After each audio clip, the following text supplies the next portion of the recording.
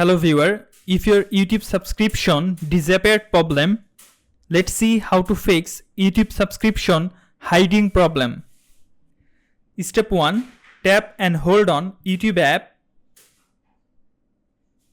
Go to I button. Scroll down.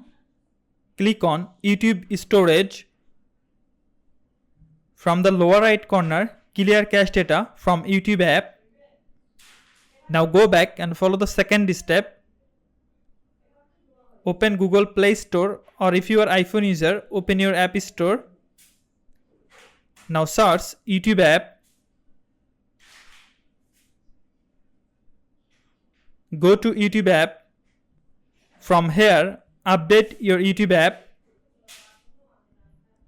After complete the update process, follow the third step.